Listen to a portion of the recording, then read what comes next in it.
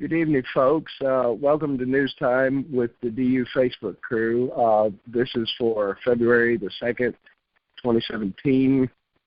Tonight on the crew, we have Regina, we have Kathy, Andrew, and we have Bobby and myself. We're going to try to bring you some good things and happenings from Iraq and maybe show some forward movement. But before we get too far ahead of ourselves, Regina, did you bring us in a prayer this evening? I did. Okay. 1 second. Okay, let's all go to the Lord. Dear Heavenly Father, we are blessed to be gathered together tonight.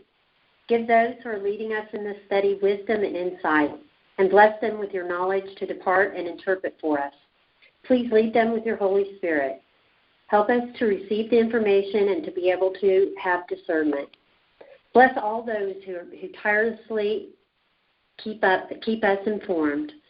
Please, God, keep them safe and out of harm's way. Be with those who are unable to make it to the study tonight, and I thank you for providing for all of our needs. Please put a hedge of protection around this nation and be with all the brave men and women who are engaged in battles. Thank you for freeing those being held by an evil enemy and all their families. And Lord, please be with the family of the fallen soldier, Ryan Owens. Bring them peace and comfort that only can come from you. I pray for you to guide and protect our nation and President Trump and help to guide his every move. And help us to heal this nation and bring peace and justice to this hurting world. I pray this time together brings you glory and honor. In Jesus' name, amen. Amen. Amen. Thank you, Regina. Amen. Thank you, Regina. Very nice. Amen. Thank you. Okay, I want to go ahead and take just a minute, Bobby, and clear up, maybe take 2 minutes and try to clear up what we saw on Facebook recently that caught a lot of stir.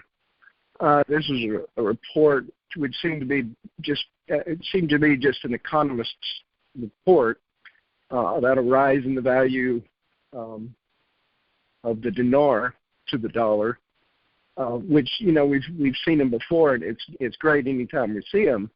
But I just wanted to caution people, that this is not official verbiage from the CBI. This was an economist, and they give the reasons. They were pointing out some great reasons why they thought that this should be, and of course we tend to be in agreement with them.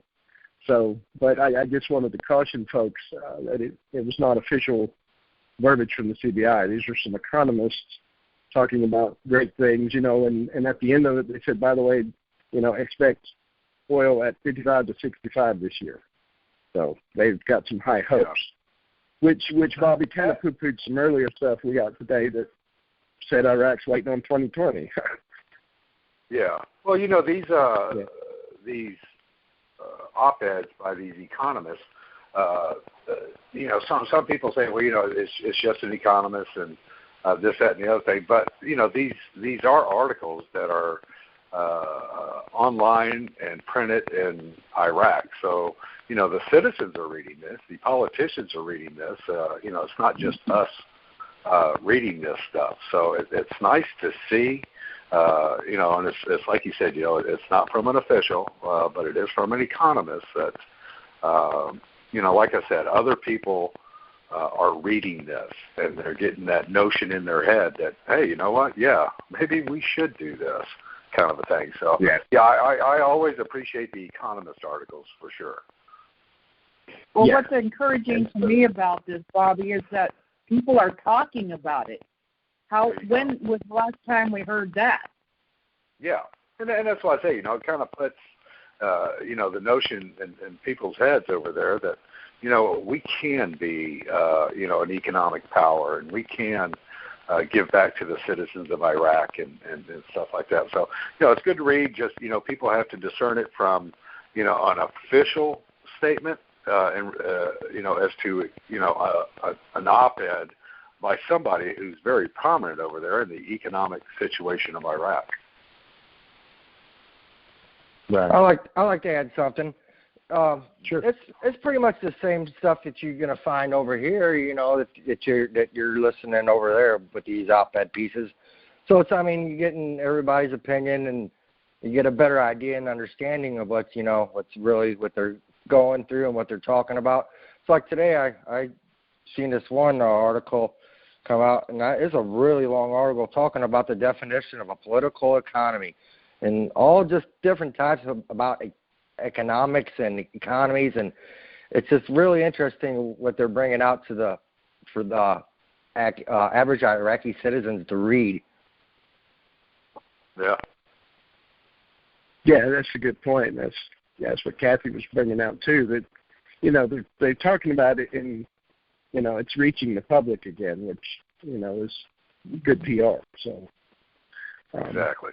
But it's helpful for the people to understand where it's coming from, as opposed to thinking that this is them throwing the switch. Because that's kind of the direction things are trying to go. But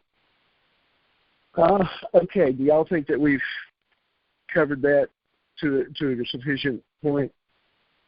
Yeah, I also think all the people on Facebook are doing a good job of when people bring stuff in like the 50 dinar will get you $38 or $38 USD. I think people are taking a step back from it now and realizing that the only one that's going to tell us this is the people who own the dinar. And as Mr. White has pointed out to us numerous times, the CBI owns the Iraqi dinar, and they will tell us, not Rudolph, not Bass News or anybody like that.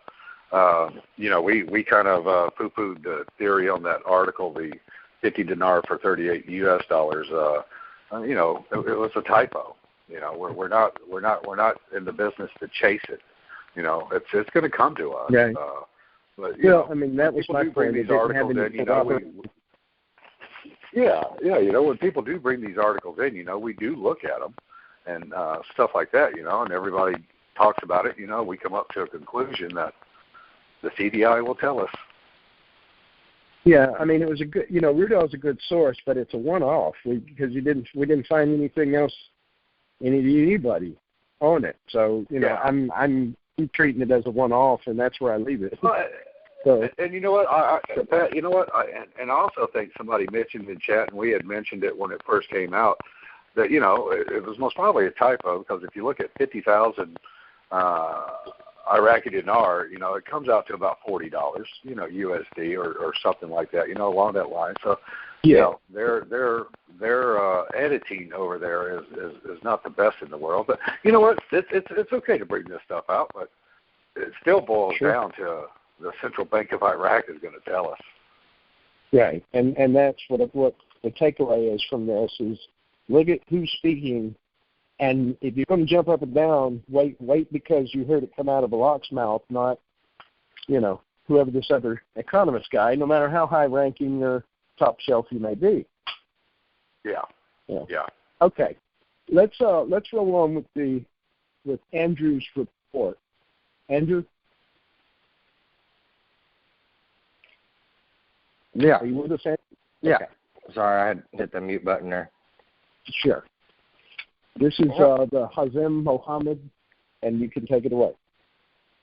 Yeah, it talks about the Earthlink Sinfona project that they're going to end up implementing. Well, actually, it's the results of the implementation of the optical cable project that they are hooking up throughout the country of Iraq. And it's going all the way to Egypt, to the Suez Canal. I was reading a thing I found on Earthlink. Let's see, find it. Sorry here. It was Earthlink.iq, and it says that Earthlink telecommunications for Iraq is the largest internet service provider in Iraq. The company was founded in 2005 to provide communication services to home users, enterprises, and the government.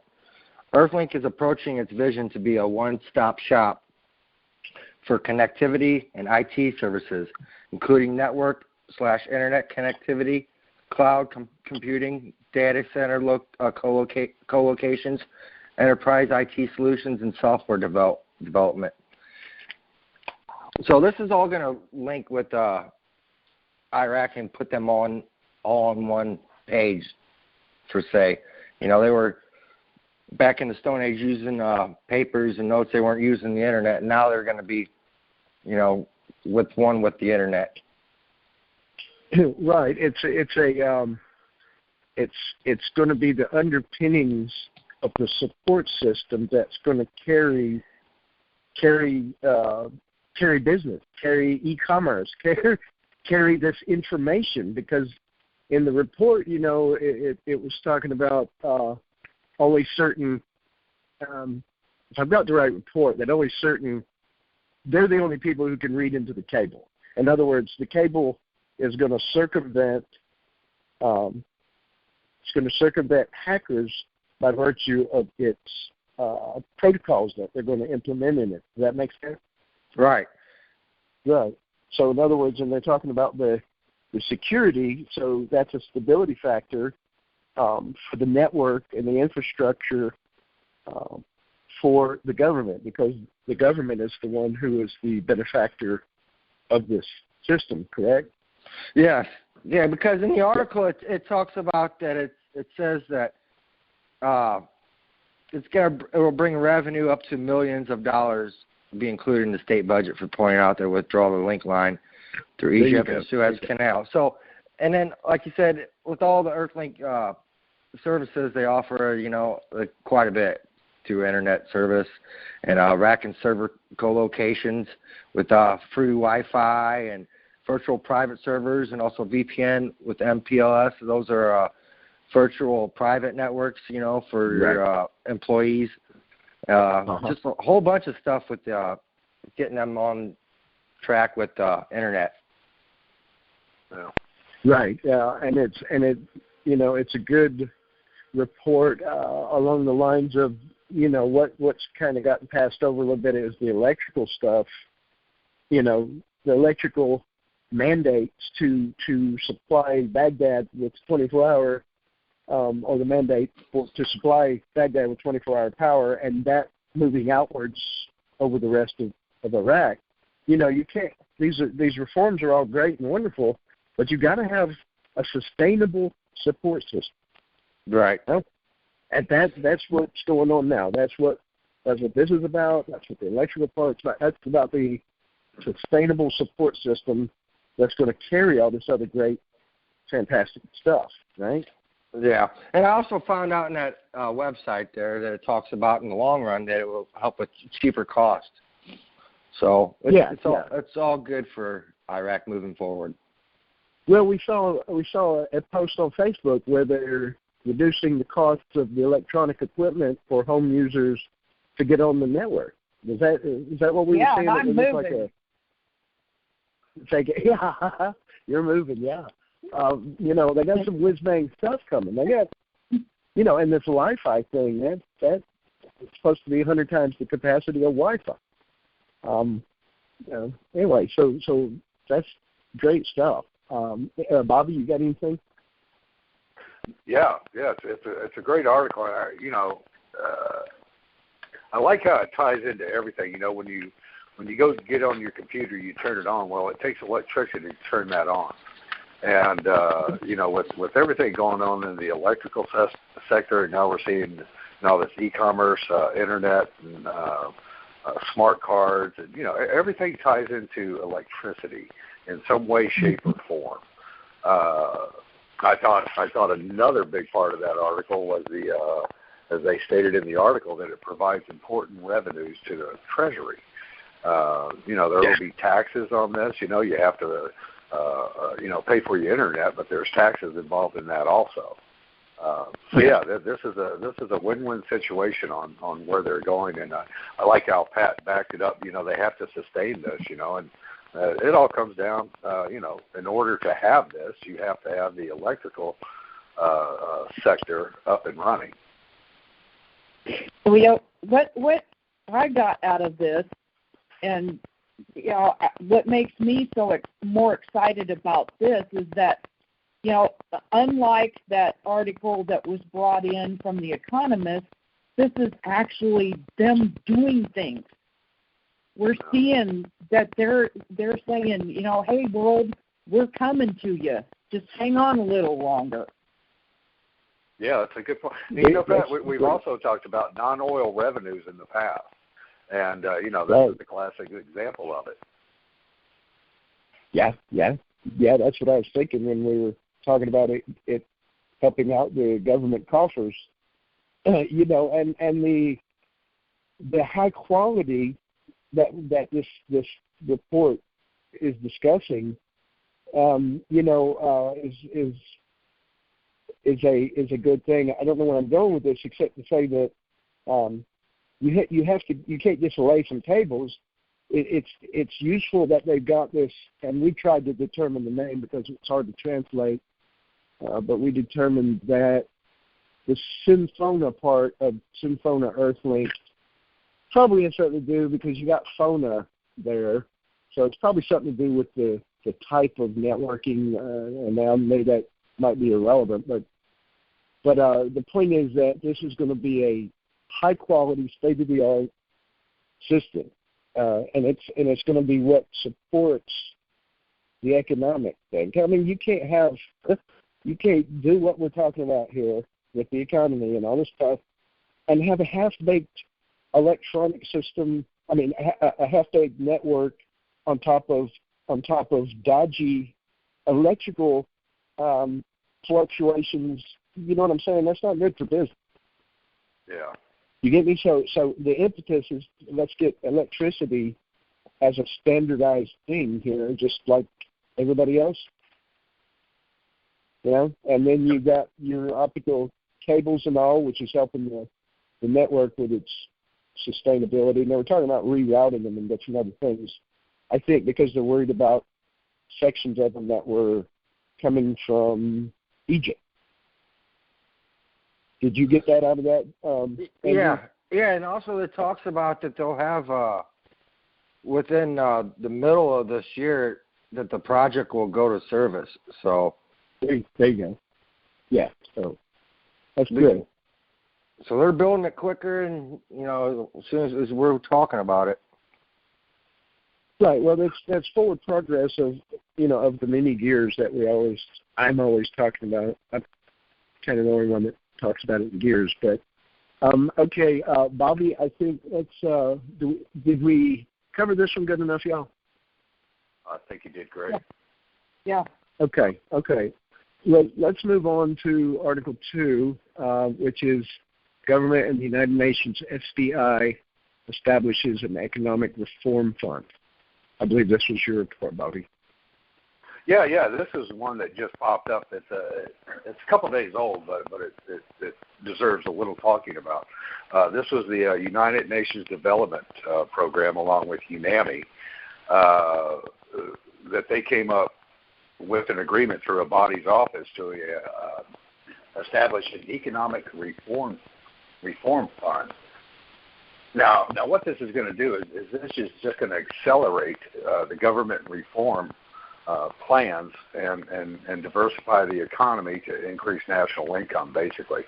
And they're just going to start from the ground up. And the United Nations Development Program helps developing countries with all the expertise that they can give as far as training and everything like that. They cover three areas of expertise in this field, more or less, and those are sustainable development, democratic government and peace building, and climate and disaster resilience. There was a quote from the UNDP on that, is that we help countries to develop policies, leadership skills, partnering abilities, institutional capabilities, and build resilience in order to sustain development results. So all this funding is for a purpose, right? I'm sure we'll know the extent of the funding as we go, but you're going to see a lot of training and hands-on type stuff that So basically, you know, they're just not throwing money into something, you know, like they used to. You know, here, you know, we'll give you money, you go do good. Well, you didn't do very good. So now we're going to, you know, almost along the lines of the IMF. You know, we're going to hold your hand, and you know, they're going to set goals and stuff like that. And I think the training program and all this is going to be important to Iraq, in that it's not just a short-term Band-Aid type fix. This will go on for years. Yeah, it's ongoing support. Yeah, it's Are you there? Yeah, can you hear me? Well, and Pat, also, you know what? They said that this is to further the reform agenda. You know, they want this going, and you know, they're not going to sit back and wait on it. These international agencies are jumping in there saying, you know what? Let's go. Let's do this, and let's hurry up. Right. The quote was, accelerate the government reform plan and diversify the economy and increase national income. That's good. Yeah. You know, that's forward stuff, but the accelerate part is good. With a focus on diversifying the economy, increase national income, improve the national asset management. Right? Unami stresses this is... That's a good term. Yeah. This is another point that I'm drawing from the article itself. Unami stressed that the fund will employ the expertise to support the implementation of priority reform initiatives, what comes first, under the leadership of Prime Minister's office.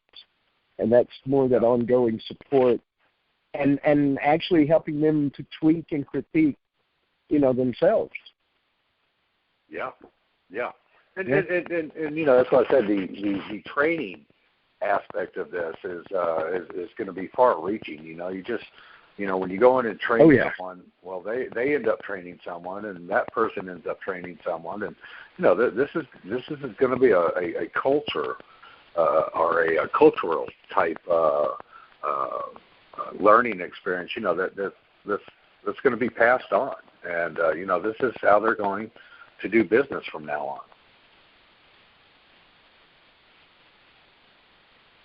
Exactly.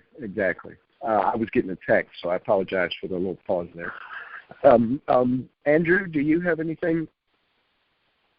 Yeah, talking about this article, it says in the last couple of years it's been a burden. But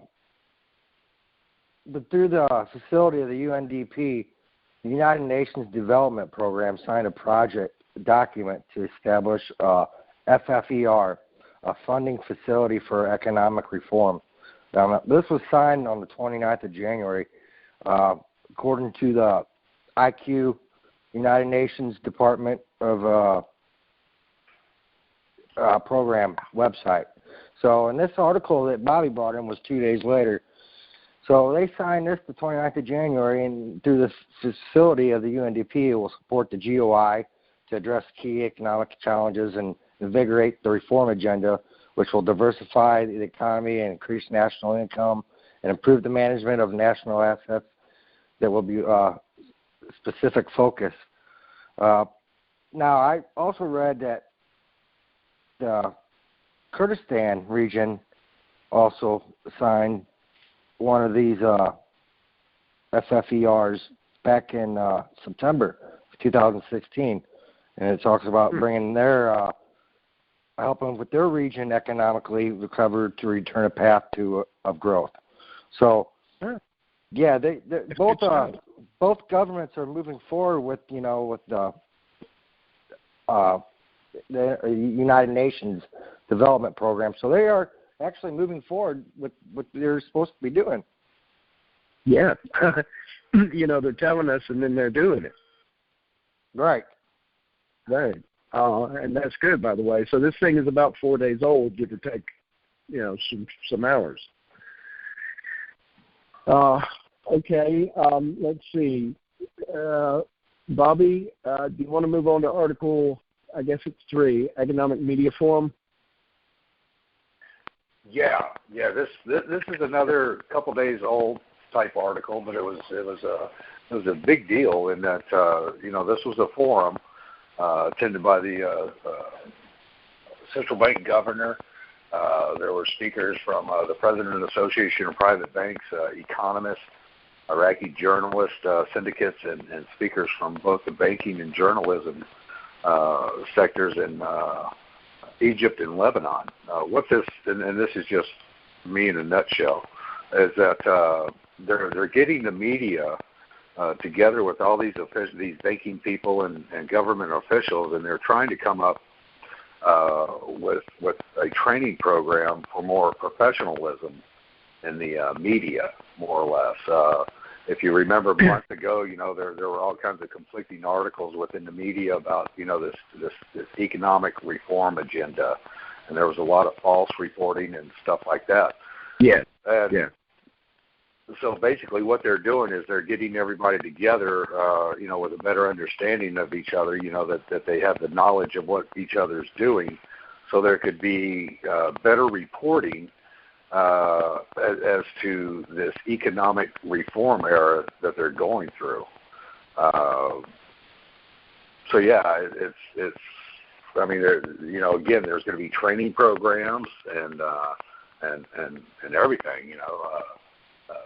These guys even discussed how important it was for the members of the military, the Iraqi security forces, to see that the infrastructure of Iraq is being built in their honor.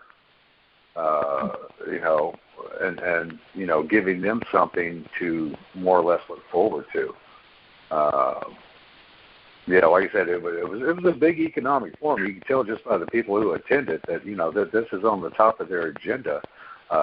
Even the financial advisor to Abadi was there, Sali, and Saleh, whatever you pronounce his name. But yeah, just a big thing to get the media on board with what Iraq is trying to do here. Because if you publish stuff that tells the citizens, how bad this is going, then that's what they're going to get from it. If you're on the same page, just as long as the CBI and the banking industry are open and transparent and stuff like that, then there should be more of an accurate reporting system where the citizens of Iraq get that knowledge. It goes along the lines of educating the citizen, as far as what's going on right now, because this is something, this economic reform era, that they've never witnessed, and it's just important to get the right information out there. Yeah, that's important. Right. With that being said, Bobby, I like how you said that with the media. You see economic reform, you see governmental reform, all kinds of political reform, but you haven't really seen much of a media reform. And you want to get all these media outlets on the same page to help out. Like, this article, it says a meeting of the first of its kind. So they're kind of first time they're sitting in class here, and this Economic Information Forum was established under the auspices of the Iraqi Private Banks Association. So this is the banks talking to the media, to sit down and discuss, the overall look and the ambitious vision for the future.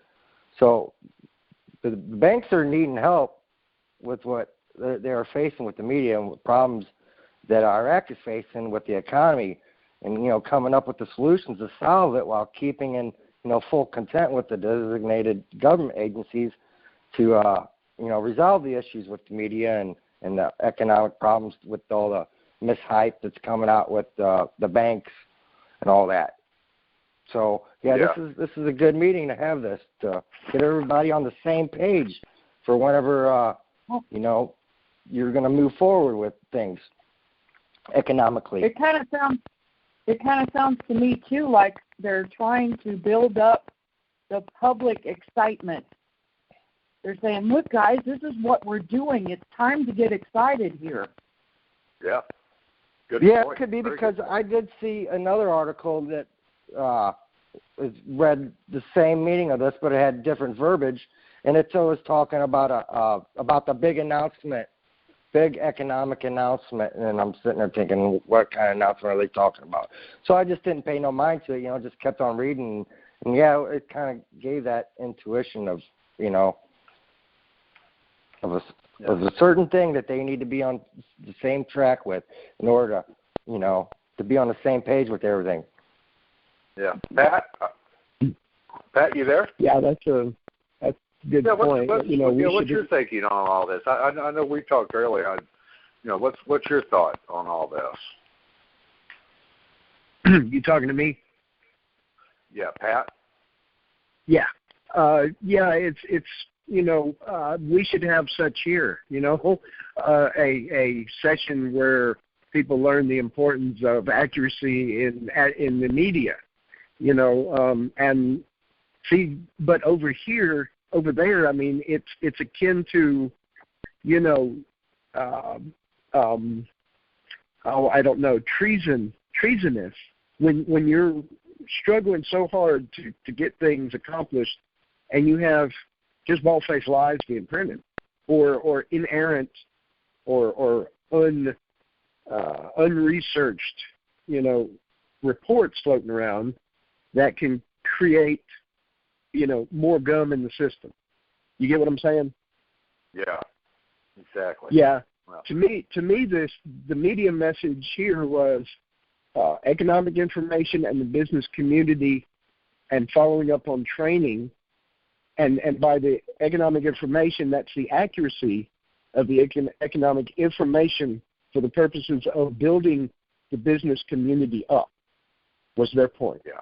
Okay, and follow-on training. The follow-on training is as important as the fact that Andrew pointed out this is a historic event because this is the first of its kind session. You know what I'm saying? So, and the economic message here is that the economic information and the private sector, as well as the presentation of the international experiences, is their wording, presentation. Yeah. In other words, using expertise in the field where they need expertise.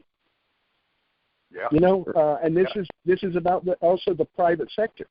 Yeah, because this is not going to quit once everybody thinks, well, you hit the magic button, the RV happens. No, I mean, after if they actually do revalue their currency, this stuff is going to still keep on going now these days. I mean, we're going through this stuff, as we're talking about it. There's always room for error. Yeah, this media thing, you could branch it out in so many ways. This talked about the economic reform package taking place, but they're trying to get a more of a professional journalistic industry over there. We even saw it today in the Security Council. They talked about false media reporting that all these atrocities that the ISF is committing. It's just not true, and there may be a few flare-ups here and there, but it's not as widespread as some of these sites and some of these publications over there are reporting. So you could branch out this media thing a long ways. I think once or that this showed that this was so important, this economic reform plan, that they decided to get together and tackle this issue. And this will spread throughout Iraq. If you give the Iraqis something to where they can support their families, and that's what this economic reform is about. It's about giving back to the people of Iraq, and if you can give them something to fight for, as in the ISF, that when they're done fighting for their country, they don't want to come back to their homes and live in poverty. They want to come back and make this nation proud, and that's part of what this program is all about, to let them know through the media that good things are coming, and they're coming quickly. I've seen one thing about the ISF forces about once they get done with this, there's I seen an article where they have an opportunity where they got like a little retirement plan coming to them. So they're getting things, handed to them once they liberate, Iraq. You're talking about the ISF. This includes the Shia militias too, right? This is all the fighters. They're fighting against terrorism. Right. And we've seen reports about some abuses, but just as quickly they're getting on top of some of those. I've seen where they've executed people for and that's not a laughing matter, but the point is they're on top of those things when they do happen. Pat, if you recall, during the first days of the liberation process, not just of Mosul, I'm talking about when they started a little bit south of Baghdad and started working their way up. It was a mess. It really was. Oh yeah. There was somebody posted on Facebook a PBS Frontline thing about the fight of Mosul that came out on the 31st of January of this year. Oh yeah, that was mine. You see a Shia type people going into Mosul and being loved by the citizens, which it wasn't the case before. So yeah, I'm sorry I kind of drifted on that one, but okay. No, it's great. Pat, let's go back to the article. That was great because it points out more on the ground good stuff is what I like. Yeah. Andrew, did you have anything more, or Regina, did you have anything you wanted to add? I got one thing to add before we go to Regina. I noticed that since the Interior and Defense Minister have been assigned, I've been noticing a lot of, with these, I go over at least over 100 to close to 200 headlines a day. And I've been seeing a lot of headlines with a lot of corruption, bribery, and a lot of counterfeiters being sought out and being arrested. So, I mean, there's a lot of, and then I also seen there's the second part of the security system, camera system in Baghdad being set up, are starting to be implemented now. So they're going to have cameras all over that city to watch security and all this bribery, what's going on, because they're also getting phone calls from Iraqis, calling in that number they were given to see if they found anything that was they're abusing. They did point out or anything like that, right? Yeah, so they've been getting a lot of phone calls with that, and that's why I've been seeing those arrest reports of that. Yeah, and they pointed out that it's a federal crime to report improperly. They did make, they made the statement after that because they were having abuses of it. But I tell you what, let's move on to the next one, because after this, Kathy, you're going to have your spot, because it's follow on to this one here.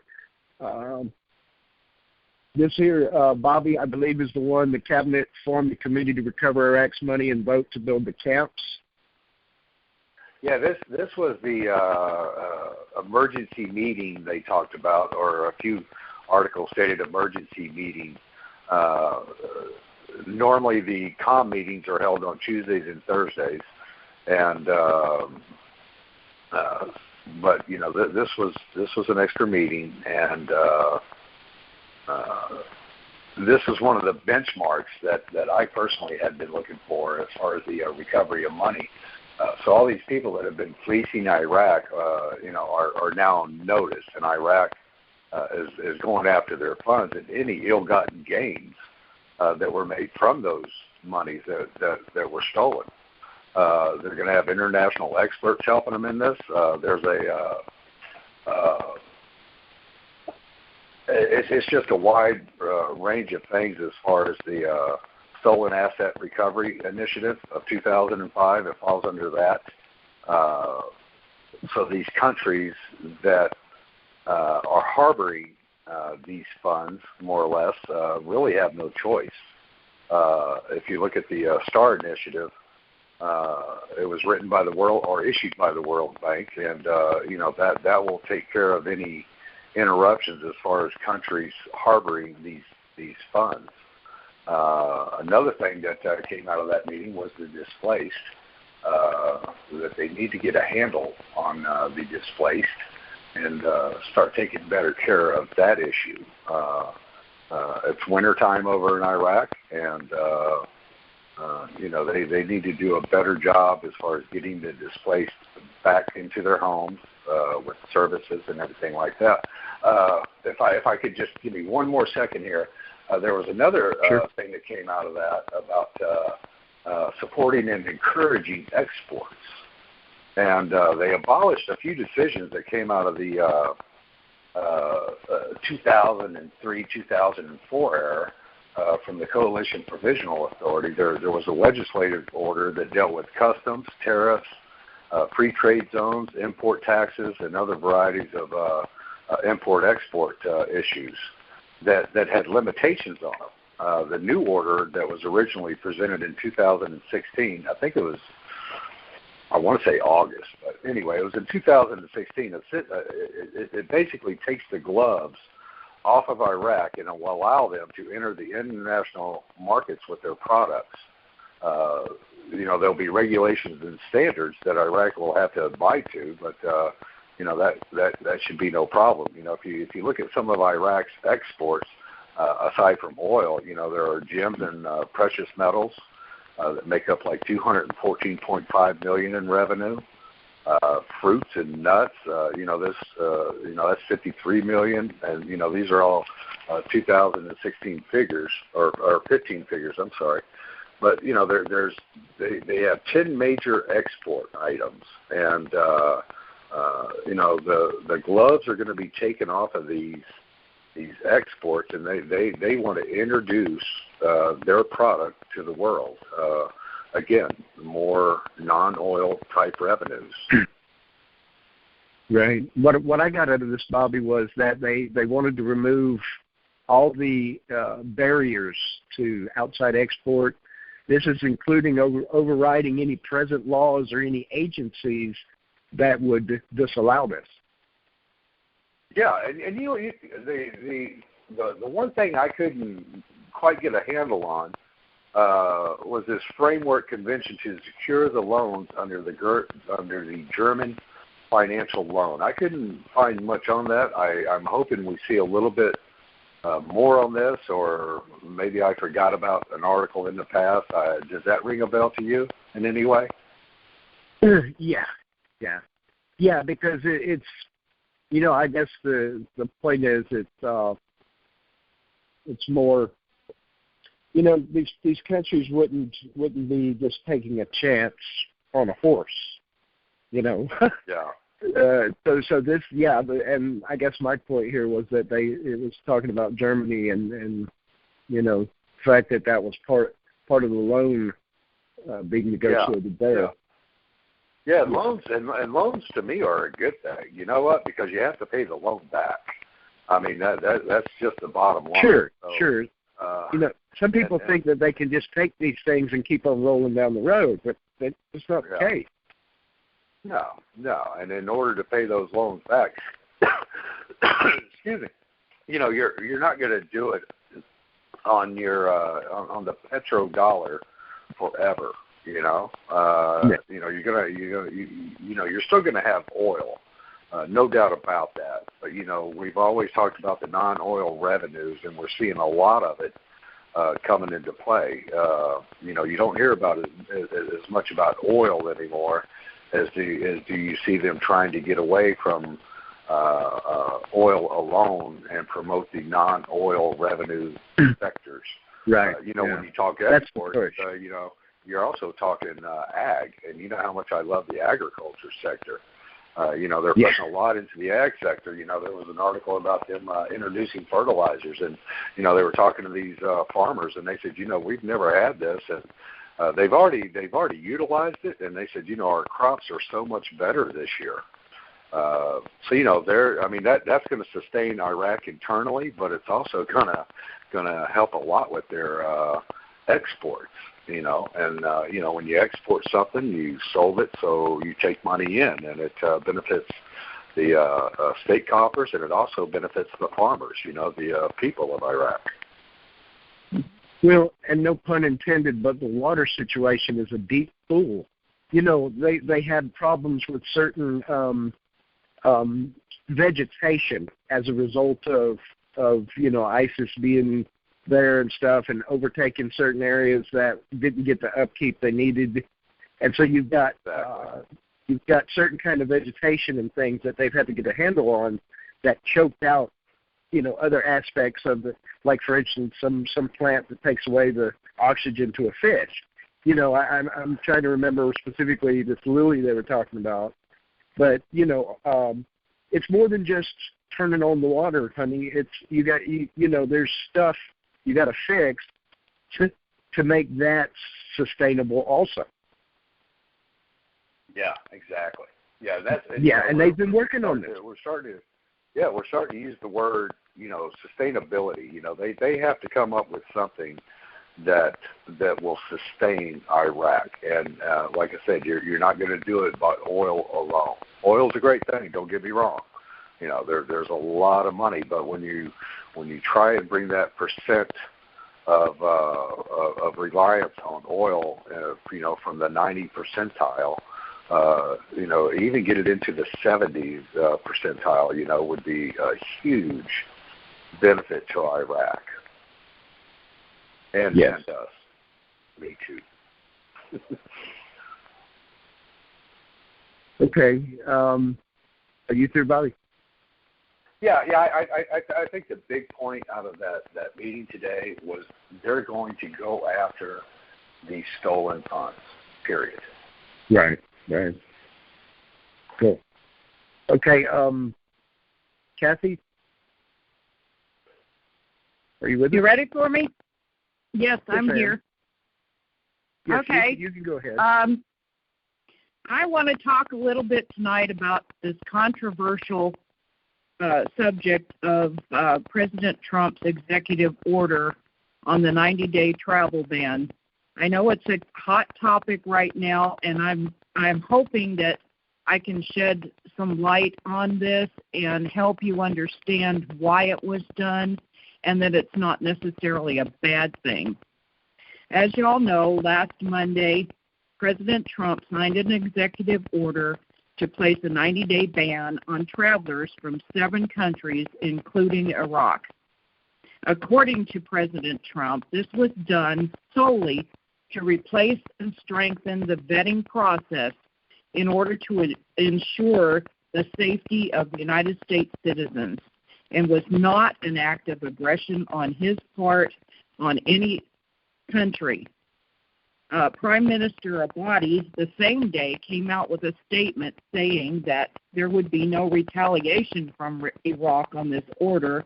And then on Wednesday, he came out and made a statement making it clear that even though he disagreed and was disappointed in the tone and the way the order was presented, he is confident that continued goodwill and strong relations between Iraq and the United States can and will continue. In researching this subject a little further, I came across another article which I found very intriguing regarding this subject. On the surface, the article was talking about 29,000 refugees returning to Mosul. However, reading further into the article, it was discussing the fact that agencies are overwhelmed by the sheer number of displaced people residing in refugee camps all over Iraq right now. In further researching the subject, I discovered that there are many reasons for this. First and foremost is the fact that most of the displaced in Iraq fled their homes because of the threat from ISIS. This happened all over Iraq, not just in Mosul. As a result of having to flee, people had to leave everything behind. That included all of their documentation. In most cases, it's being discovered that ISIS has found this documentation and is using it to infiltrate into these refugee camps. At every camp, organizations are working to document these people, but this has proven to be a daunting task. They've got too many refugees and not enough people to help document. And along with that, there is no database in Iraq right now for these refugees. They're having to fill out forms, which then have to be sent to Baghdad, and they're having to do this all manually. So it's a very slow process. And in some cases, I discovered that they're also fingerprinting these people, and these fingerprints are then compared with lists of known ISIS operatives. And also, they're allowing there is a lot of places that are not accepting people to just turn in a power of attorney. They're asking or requiring these people to come and appear in person, which puts not only that person in risk, but also their families. So it's been a nightmare for them trying to document this. But as I'm reading through this, I'm thinking, well, isn't that the actual what do I want to say? The actual definition of vetting? I mean, they're doing the same thing that the whole world is telling Donald Trump he's an idiot for doing. They have to be sure that the people that in these refugee camps are actually in need of help and not there to kill everybody. So it's really not just a Donald Trump issue. This is an issue that we have to get a hold of. It's even more dangerous, I discovered, in researching for single women and widows. In Iraq right now, the rules state that she must have a male representative in order to be documented because females are not allowed to be considered as head of household. So in other words, if she goes in to a refugee camp and she has no man to vouch for her, she will be denied any kind or form of humanitarian assistance. This is happening more and more frequently because the men are being recruited to fight in the Iraqi army, or they're being killed by ISIS. So these women are left with their children, and they're getting no help from anybody because they can't be documented. It's really a very sad situation, and this order by Donald Trump will not only, if a body, which it sounds like he is, willing to work with us and with the United States on this, we can help them with this vetting process once we have our plan in place and we know it's working. We can go and help them fix theirs. So this, I'm thinking that this is a really good thing for both countries, and I'm hoping that time will tell the story on the rest of this issue. Well, it's a sad situation all the way around. Kathy, didn't I send you something? And I may be wrong in this, but didn't Kuwait actually do a ban as well just recently? I did not see that article, so you might have thought you sent it, but you did not. But yeah, it would that's me. I mean, I've seen that article. I've seen that article. Yeah. Now, Kathy, I've got one more question. When we talk about these single women and these widows, when they go into these refugee camps, and I'm just throwing this out there because I don't know, but are these international agencies taking any type of steps to alleviate that issue? Have you not seen that I have. Like that? Not that I was able to discover. It's like they have no rights whatsoever in everything that I read. And I searched the Internet quite extensively on this, trying to find somewhere where this was happening, and it's not. These poor women are left to just fend for themselves because they have nobody to vouch for them. Yeah, see, I'd hope that the international agencies would once they are made aware of this, surely somebody has to step in on this. But the main thing is Iraq needs to step up to the plate. That's why you see a lot of this media coverage about the displaced and them services and stuff like that. Well, the original article that I got this from Rudolph stated that it was I think it was an organization attached to the United Nations. So I'm really hoping that this issue will get solved. But in the meantime, it just reinforces Donald Trump's what Donald Trump is trying to do here. He's not trying to keep people out of this country that don't belong here. He's just telling us we need to look at the way we're letting them in. Well, and also a couple of days later, after this vetting executive order came out, you saw a body meeting with the U.S. ambassador and wanting to strengthen and further relations with the United States. So, sure, and they just signed that huge contract with General Electric. I mean, they we're all over the place in Iraq. They cannot not work with us because of this. Yep. And I truly believe that Abadi sees that. He's a smart man. Oh yeah. This is not anything that's going to pull the plug on anything. This is political posturing at its finest. The Iraqi politicians have to say something bad, about anybody when it comes to Iraq. It's political. And it's not just in Iraq, unfortunately. Oh yeah, no doubt. That's for sure.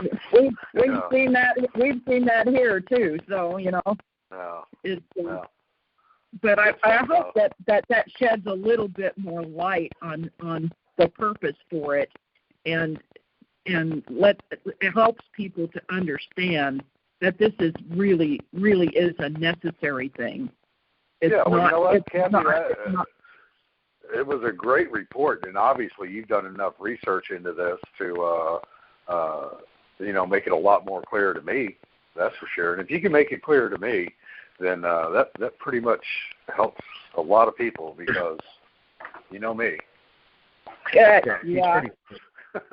Bobby's pretty thick. So. Does that mean I get an A+ for the night? Well, like I said, if you can make it clear to me, then I'm sure other people are going, well, why didn't Bobby get that? Well, okay, never mind. So, all right, Pat, back to you, buddy.